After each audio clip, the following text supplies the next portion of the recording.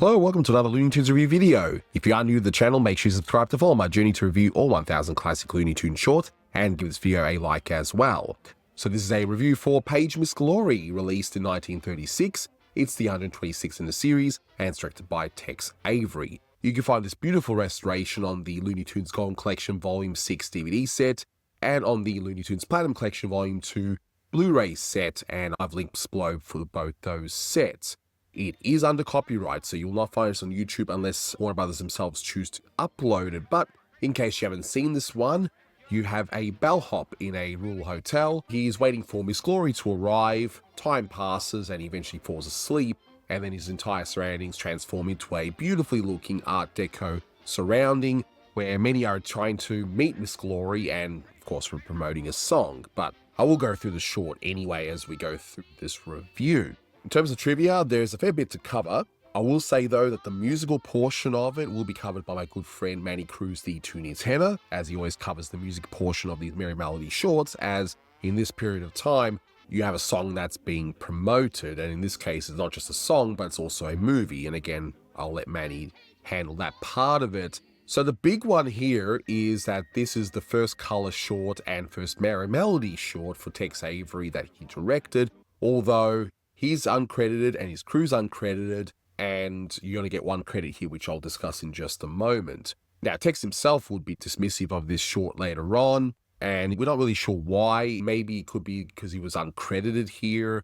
Maybe he didn't think the experiment that this short was worked. Maybe both. I don't know. But regardless, he's not actually credited here. But who is credited is a lady by the name of Leodora Congdon, and she's credited as pretty much the layout and background artist, although it's shown as the modern art conceptionist. And from what I'm reading, because I'm trying to find out who this person is, and apparently it's a big mystery, and Will Friedrold in his audio commentary that you can find on the Platinum Collection for this cartoon, he actually doesn't seem to think she even existed. She did, but yeah, there's just not much about her. So this may well be the only thing that she would ever be known for. And as beautiful as this short is, it's nothing new or revolutionary from a design point of view. There was plenty of this around when it came to movies and buildings and so on. And that's not to knock the short or the design of this short. It looks beautiful, but it was nothing revolutionary compared to what was actually happening around this time.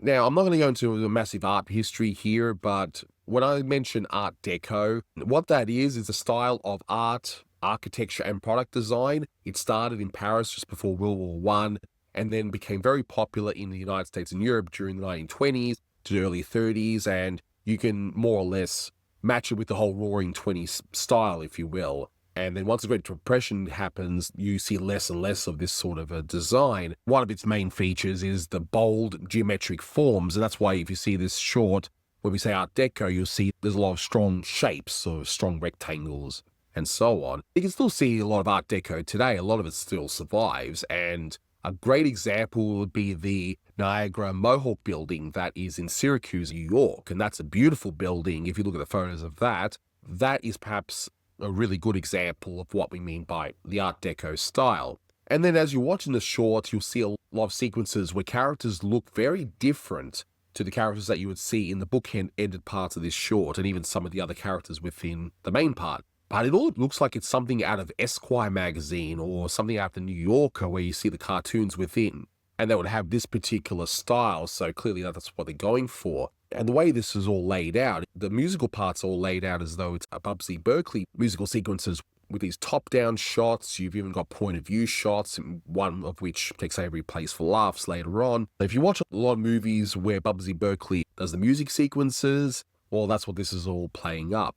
Now, one question you might be wondering, why did they only do it this time? Why didn't they do this a few more times? Because it looks really, really good. In fact, the nearest equivalent to this kind of short in terms of look, so not the humor, not animation, but just the look itself. Honestly, the Fleischer Supermans would probably come close, and they are fantastic, by the way, with the way they look. So that would be probably the nearest equivalent. In terms of stylized animation, the nearest equivalent that would come after this would be what Chuck Jones did in the early 1940s. But why didn't they do anything like this for the rest of the 1930s? This comes from Don Yaup. He posted a comment with regards to what Leon said about it, and I quote, "Not long ago, we decided to do something definitely different. A girl from Chicago showed me some ultra-modernistic sets she had designed which she thought could be used as backgrounds for a sophisticated cartoon. In order to show off the sets, we had to use human characters and have the camera shoot the sort of angles Bubbly Berkeley made famous. The idea was novel and the result original, but somehow it was not so funny as if animals, fowls, or insects had been used. So I guess they just didn't pursue this any further because this short has a lot of funny gags, and I do chuckle quite a bit of it, but it's not a major laugh. The one thing people remember from this is how it looks versus the actual humor within, so I can understand why they would do that. And maybe a cost thing was part of it too, because Leon Schlesinger was noted to be a penny pincher anyway. Now, voice acting, we know a few, and this comes from Keith Scott's wonderful Cartoon Voices book, and I have a link below to that book. You must have that in your library if you're serious about studying the history of animation. The main voice here is the voice of Abner, and that is done by Jackie Morrow. You've already heard him a few times if you've been following this channel. He did the voice of Buddy in a few shorts. Lucky him. He also did Peter Rabbit in those few shorts that Friz Freleng did, and he was a child actor. There's no work after 1939, so I'm not really too sure about his history, but he was basically a working child actor at the time, and he did a lot of voice roles, such as this one, and this is perhaps his best thing he's done. You have Tex Avery himself. He does the whole Time Marches On bit, and I'll explain that reference in a moment to those who aren't aware, and the customer that you hear saying that, "Service, I want food." One of my favorite bits in this short. You have the Varsity 3, they do the musical portion in the very beginning. Manny will go through that in just a moment regarding the history, or lack thereof, that we know at least.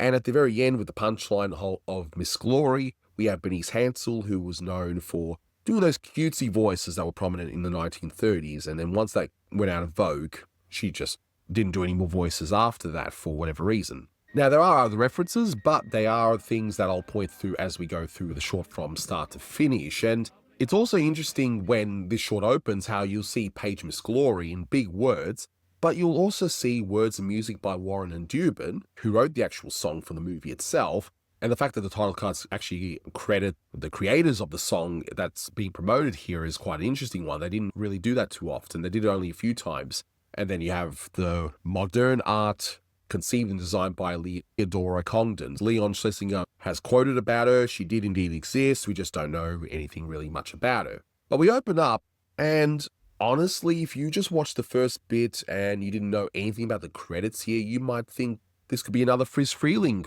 Merrie Melody short around this time. I mean, the designs aren't quite the same as what Friz was doing. You know, they had different units doing different things.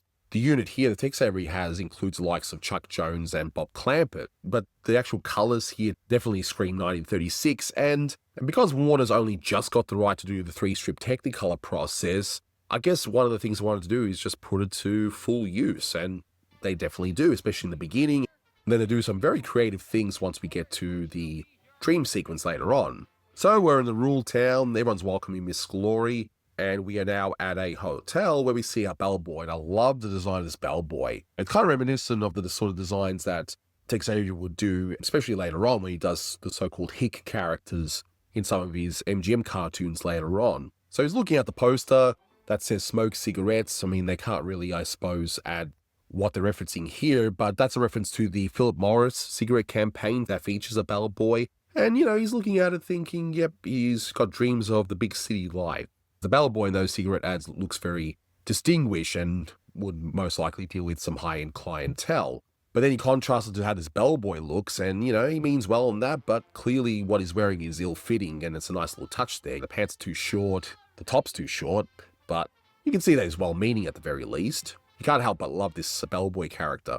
So he sits down, waiting for Miss Glory, but there's a little bit of a double take that Tex Avery would start doing, and he would improve upon in terms of timing, where he'll double back, put on that cologne, because why not?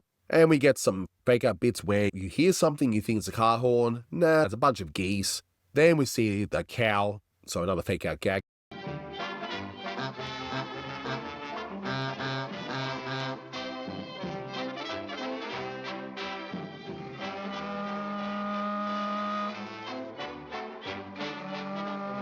And I wonder if those animals were rotoscoped, especially that cow, because of the way it's animated. I'm not sure. But we then hear, again, voiced by Tex Avery, the Time Marches On part. Time marches on. If you ever hear time marches on in not just Looney Tunes short, but any animated short or anything, period, that was the catchphrase of the popular newsreel program, The March of Time. So they would showcase the news, they would make it sort of dramatic. So rather than being a straightforward telling of the news, it was told in such a way like it was telling a story, as though they were making a film or something. And you can actually see a lot of them on YouTube. But at the very end, they would say, time marches on. And that's what they're parodying here. And we then see the transition from our Hicksville over to the modern Art Deco style. And I just love the transition in the lobby where it goes from this rule-looking chair and just a naturalistic-looking plant, and then the plant just changes into this design that's just all cubist, all sharp shapes. And even the couch itself is just like a whole bunch of rectangular prisms just stuck together, being all functional. And one thing that was pointed out in the audio commentary by Will Friedwald, where he mentions he was told by Greg Ford, and this is something that definitely blew my mind when I first heard it in this commentary about a decade ago, or whenever I first heard it, is how a lot of this sequence is in black and white, with colors only emphasizing certain points. And it's really amazing. I'd seen this short quite a bit, and with something that I just never really had noticed before, and it's an incredible touch. Will goes on further and does mention the whole idea that the glamorous life would have been seen in Fred Astaire and Ginger Rogers films, and they were in black and white. So perhaps his dream here is like being in a Ginger Rogers and Fred Astaire film, more or less, because that's like the glamour, the high life, you know. And, you know, I can definitely see that. But I think the likely thing, first and foremost, was just the design itself, because a lot of the Art Deco style would have the shades of grey like this. But we see the transformation from this rural hotel turning into this big city hotel, where again it's black and white, but the colors in front really emphasize this beautiful hotel that we are now going to spend most of the cartoon in. And even the cars, that's also great examples of the Art Deco style, because if you look at a lot of the statues from that time period that were trying to do the Art Deco style, that's actually very similar, the whole hood ornament in the very front of these vehicles. And not to mention the cars themselves are beautiful. Although, in one very blink and you miss it moment that a lot of people may not have realized, as the first car goes, and you see Miss Glory going into the building, you can see that the rear of the car would have, instead of one tire, it's got a whole bunch of them at the very end. So I don't think a lot of people would have noticed that gag.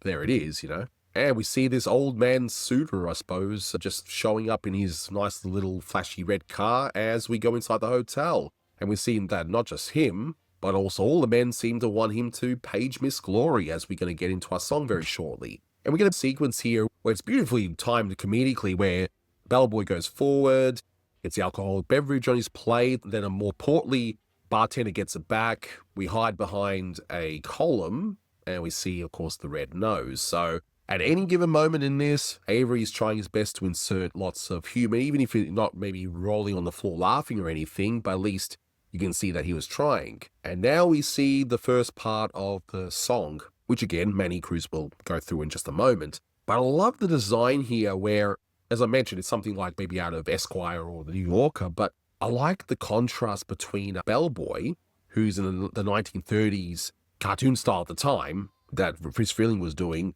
just contrasting against the more modern-looking trio of singers there. And not only is he contrasted that way, but he's also contrasted him singing out of tune during the actual song itself.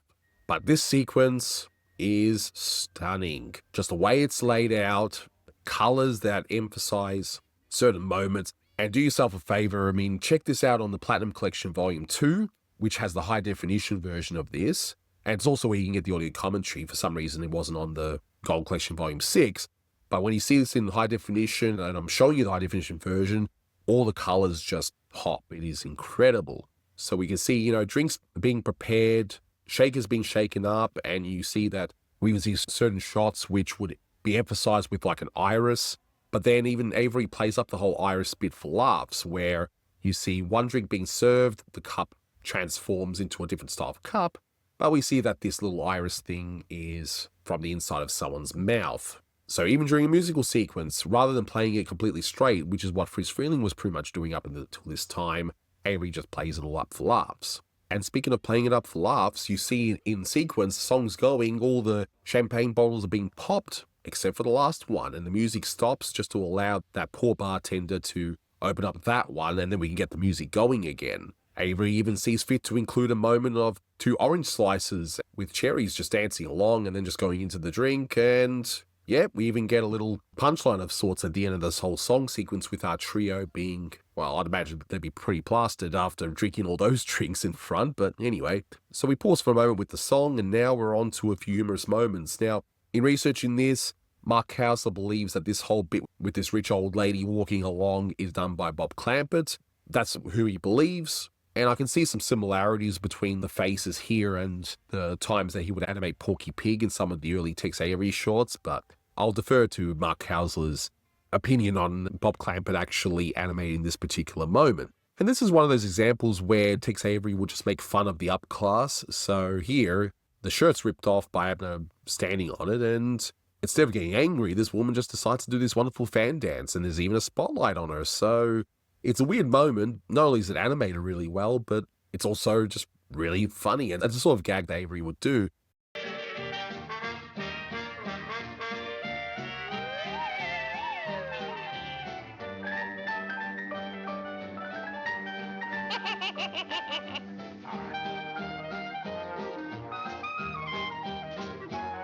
It wouldn't even surprise me if Avery himself even did the dance for Clampett to animate off of so he could have a bit of a reference. I mean, Avery was definitely known to do such things, so wouldn't surprise me if he did it here. As a cherry on top, if you look at her rear, there's even like a patch covering it as well, so he has to think of any possible way to punch him down.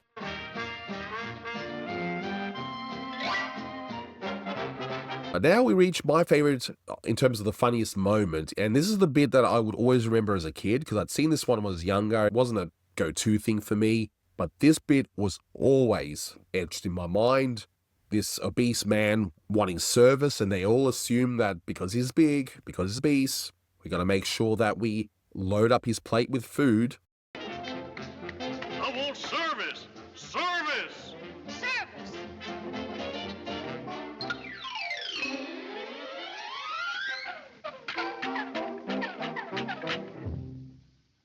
And this is the sort of thing that Avery would do a lot. He would just play with extremes. So the waiters come back with all that food, complete with that nice little cherry on top, because you got to add that in, right? And I'm just looking at this, and even in this shot here, all the food just matches the design perfectly. It's still in that modern style, even though the whole thing is incredibly ridiculous. But Avery plays with extremes, so the man just digs in, just grabs one olive, and we got that beautiful close-up of him just shaving like half of it off, and he's done. Now, Avery may have, if he was to revisit this type of gag, he might have added one extra gag on top of that, like maybe the shocked look of the waiters or something, I don't know. But hey, it's funny for what it is. But now that that's all done with, we've got to move the story along when it comes to Miss Glory, and an announcement is made. And everyone more or less trips over themselves to realize, hey, Miss Glory is here, let's go meet her. And even the man who reads newspaper, and as long-time listeners to this channel know, I like to look at the details of newspapers, and this one doesn't have much. It's the daily blurb, and it's just Miss Glory arrives today. One thing I also want to point out is, who is this version of Miss Glory supposed to be? A film star or a socialite? It's never explained, but we don't need to know that.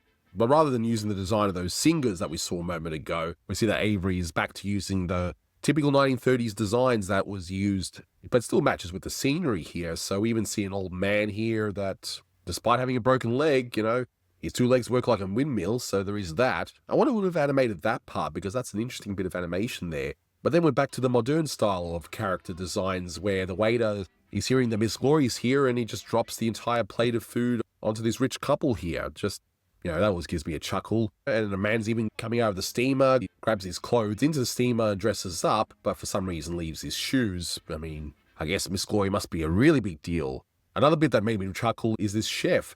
And the other voices that you might hear in this short, Hitchcock does not have an answer as to who would have done some of these voices. It just says others in the book. So maybe there were staff members, or maybe there was somebody else doing the voices, but we just don't have that information to identify them. And hopefully we'll find out, because discoveries are still being made even to this day. But he drops that cake, which is rather heavy, and just falls through the hole, and, well, maybe to his death, I don't know.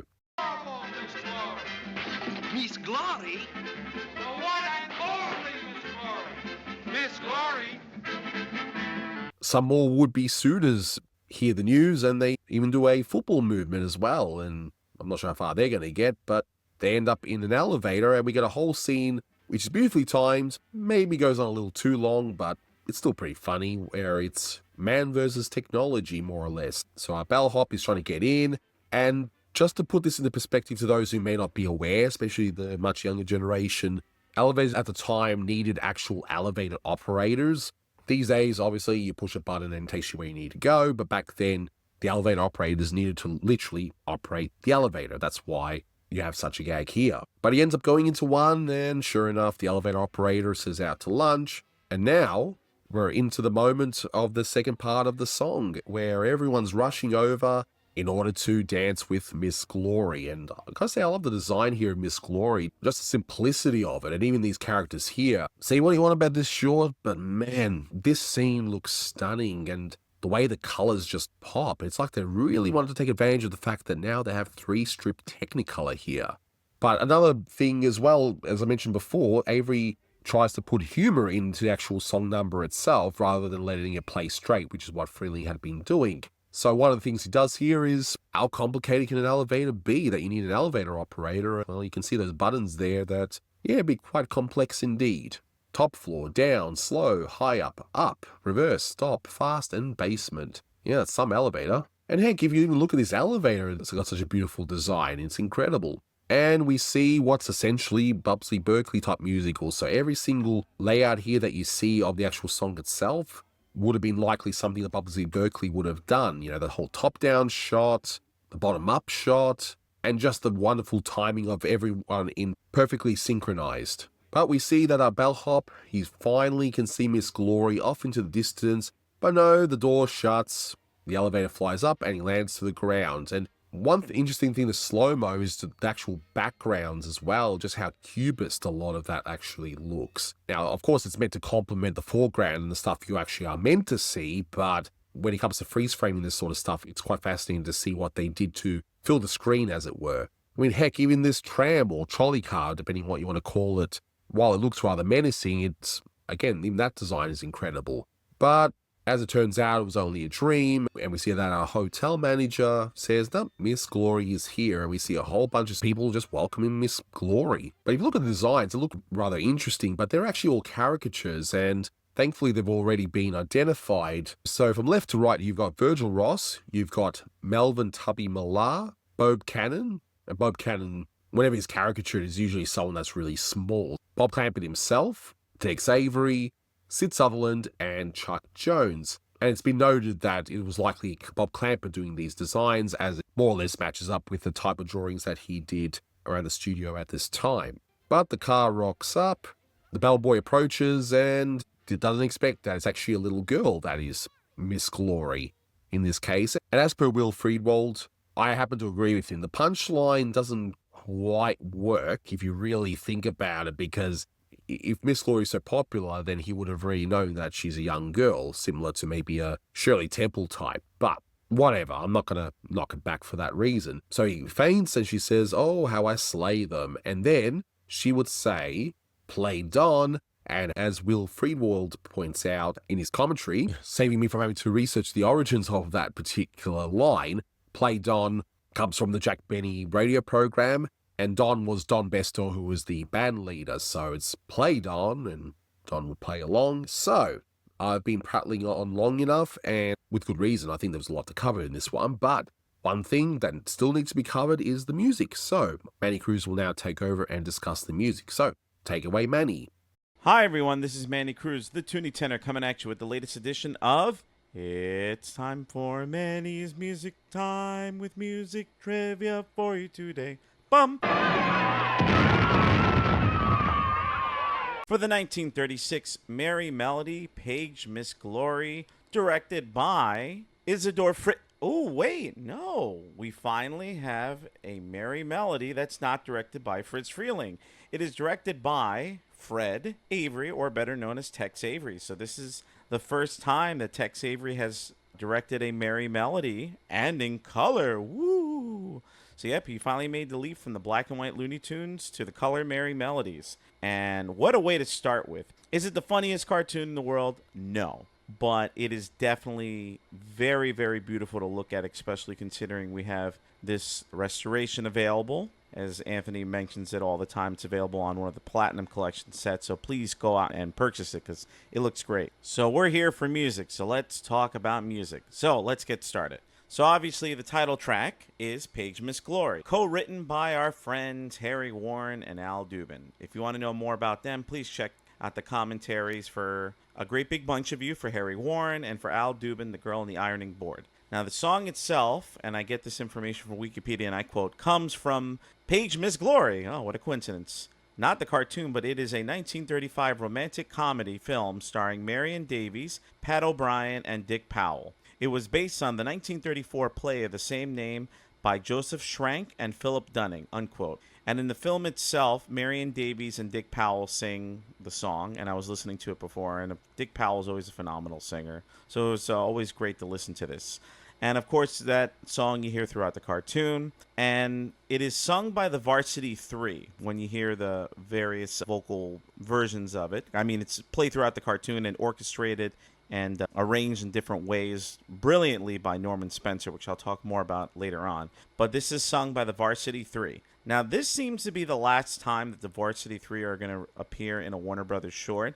I haven't talked about them before, and there's really not much to talk about because I can't really find information about them. And yeah, I think according to IMDb, which is, I know, not always the most reliable source, this is the last time they've appeared in a Warner Brothers short. Some of the other ones they did were Sitting on a Backyard Fence, Petting in the Park, Honeymoon Hotel, Beauty and the Beast, How Do I Know It's Sunday, Why Do I Dream Those Dreams, The Miller's Daughter, Shake Your Powder Puff, Those Beautiful Dames, A Long Flirtation Walk, The Merry Old Soul, The Lady in Red, Billboard Frolics, and this cartoon. And speaking of How Do I Know It's Sunday, the Varsity Three, they sound great, but man, their Spanish diction is not that great in the cartoon. When you have the tamales singing, oof, the way they pronounce the Spanish drives me nuts. And I know I'm not a native speaker, but it is my second language. My mom's a native speaker, and it just, oof, drives me nuts. So, yeah, there's my little digression. Let's get back on topic, shall we? So the next song that you hear is Rural Rhythm. That one was written by James Cavanaugh, Dick Sanford, and Frank Weldon. I just recorded not that long ago, actually a few days ago, some information about James Cavanaugh and Dick Sanford. There ain't much, but check out the commentary for The Cat Came Back for information about them. As for Frank Weldon, not much to say. He was born in Lawrence, Massachusetts in 1900, and he died in 1970. And he was a songwriter. Pretty much it. And I saw that he went to the New England Conservatory of Music in Boston, which is the place where my fraternity was founded in 1898. He was also the co-writer of I Like Mountain Music. Now, Rural Rhythm itself, this is a song that you hear a lot in Warner Brothers cartoons, but the part that you hear in this one is not the one I'm more familiar with. And that's the music that you hear when Abner's getting ready for Miss Glory. He puts on cologne, and he's sitting on the bench of the hotel waiting patiently for her to come, and then he hears the cow mooing, and he hears the geese honking, and so on and so forth.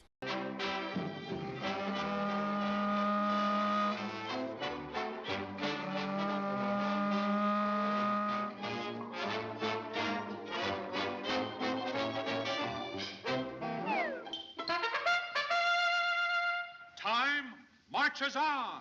Now, the part of Rural Rhythm that I'm more familiar with is, and that one you hear in a lot of Warner Brothers shorts. Unfortunately, one of them is Jungle Jitters.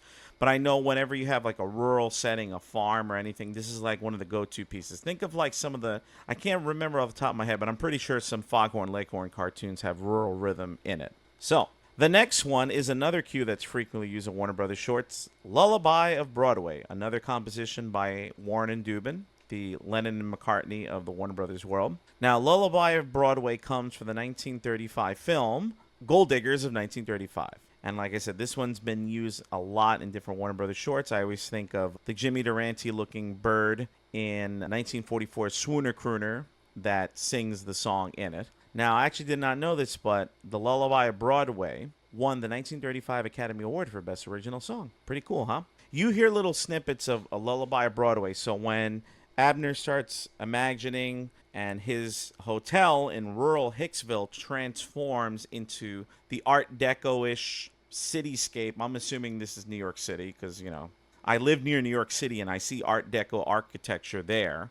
It only makes sense.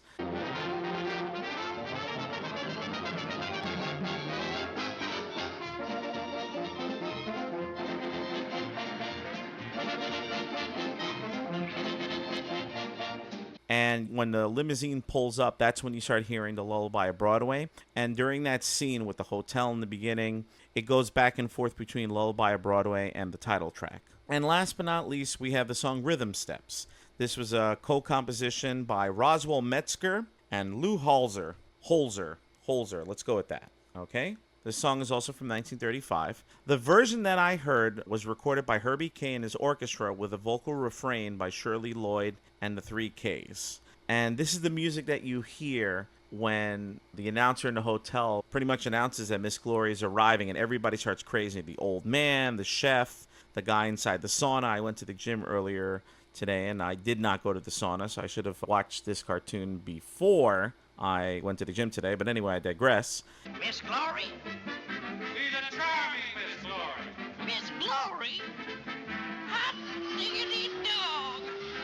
A lovely Miss Glory. Miss Glory? A beautiful Miss Glory. Miss Glory?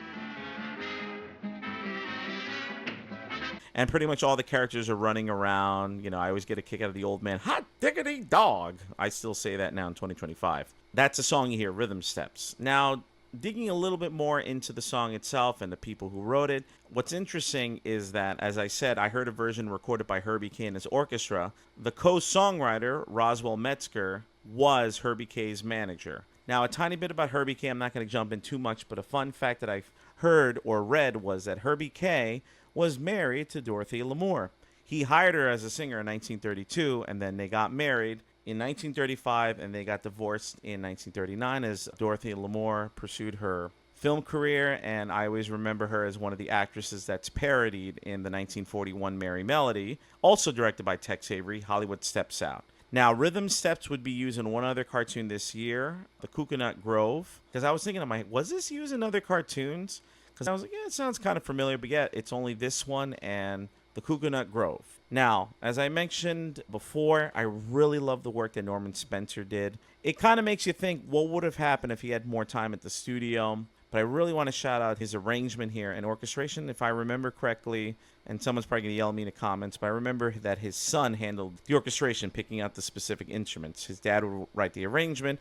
His son would do, like, oh, trumpets are going to play here, clarinets, so on and so forth. But I just love, especially the way that the title track is arranged with the singers, with the orchestra playing. You have the clarinets and the other woodwinds playing, the guitars playing. You hear, like, an acoustic guitar in the background at one point. I've never seen a sunset or a rainbow in the skies that ever could compare with the glory of your eyes. So when we're apart, and I begin to feel the teardrops start, and when I get that empty feeling, wait until my heart cry, page Miss Glory. Near the end of the cartoon, when Abner sees Miss Glory in person, an actual child, you know, he faints. You hear a little bit of a muted trumpet. I always get a kick out of that.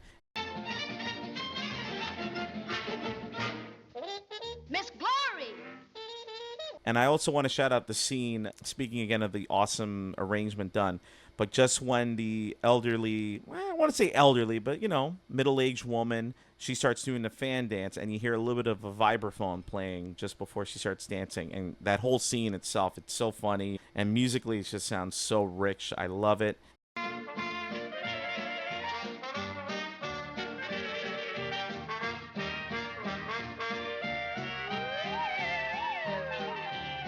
Because I'm so used to, like, Norman Spencer and Bernard Brown's music, just a ton of woodblock gong gong gong gong gong gong gong gong gong gong gong playing in the background. I kind of sound like but now it makes me think of Halloween 3 Season of the Witch. I sound like that happy, happy Halloween. That's what I think in my head. If I don't, then whatever. But yeah, really like the stuff Norman Spencer does. As we know, 1936 is the year that he's going to be replaced by the legendary Carl Stalling. So as one of the last cartoons that he scores, I think it sounds pretty neat. So I do enjoy it. I also wanted to mention the cartoon is set in Hicksville, a rural part of the United States, I'm assuming. But of course, I see Hicksville and it jumps out to me because that's the town that my favorite musician, Billy Joel, grew up in. He was born in the Bronx in New York City, but he moved to Hicksville, which is a smaller part of the larger town of Oyster Bay in Long Island in New York State. So Yay, Billy Joel. Who thought I would have snuck in a reference to him on this one? And real quick about the cartoon itself, what a way to start with Tex Avery. I mean, it's still not his style in terms of comedy. You see how he's slowly building up to it. I really like the scene where Abner is trying to get inside the different elevators and they keep slamming clothes while he's trying to do it. Of course, the long limo is a precursor to the really long gags that he would do later on in his career. And it's a nice contrast seeing like how the characters of Hicksville are drawn, and then when they get to the Art Deco aesthetic, I know that's the whole thing with Leodora Cogden that I know Anthony's going to go more into detail with. But especially like when you see the hotel change from Hicksville to Art Deco New York City, I'm guessing, and just like in particular the purples and the greens really stand out, and I just think they look so neat. And near the end, when the fictional Miss Glory is being sung by the gentlemen in tuxedos, and just it's really a big feast for the eye. Just what a way to start Tex Avery's color career here in Warner Brothers. One other thing I want to mention, I know in some websites I could have sworn I saw that Tommy Bond was credited as the voice of Abner, but according to Keith Scott's book, Jackie Morrow, who is a child actor, he was born in 1925, and I bet Anthony's going to talk about that. But it's interesting having Abner, who I'm assuming is a teenager or a young adult, being voiced by a 10-year-old child at the time. So those are my thoughts for Page Miss Glory. It was good to revisit this one. It's been a while since I've seen it. Looks so great in this restoration. Please go out and buy the Blu-ray if you do not have it. And thanks for listening. Thanks for supporting Anthony's work and the channel. You could always follow me on social media at the Toony Tenor, TheTooneyTenor, for my updates on my life as a musician and as a nerd of different things, of course. My big love of Looney Tunes and Merrie Melodies. So thanks for listening. Enjoy the rest of the commentary. Oh, one last thing before I forget. I'm trying to remember if this was the first cartoon that, speaking of arrangements, in the beginning when you hear I Think You're Ducky, the Merrie Melodies theme, but I really like this particular arrangement of it, because especially near the end when it goes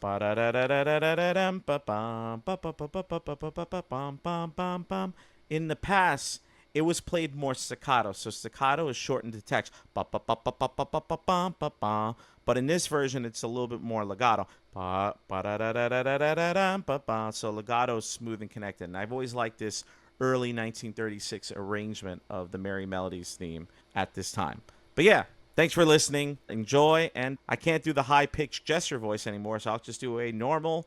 That's all, folks. Thank you, Manny. So this one, I agree with Manny. It's not ha-ha crazy funny, but it has a lot of humorous bits that made me chuckle, especially that obese man just eating that one olive. But my goodness, it looks stunning, and the next time you see anything like this is honestly the Fleischer Superman series. That would be the nearest equivalent around this time, and it's a shame they didn't do more of this stuff. But I will also admit that this isn't really something that's in Tex Avery's wheelhouse. When Tex is left alone to do his own thing, that's when his stuff works best. Here, it feels like he has to shoehorn his own sensibilities into somebody else's preconceived designs. I think he does mostly succeed though, but I do prefer Tex when he does his own thing. This one gets 9.5 out of 10. It's a near perfect cartoon. I do love it, despite some of the minor flaws within. But that'll do it for this one. Thank you so much for watching, guys, and until next time, take care.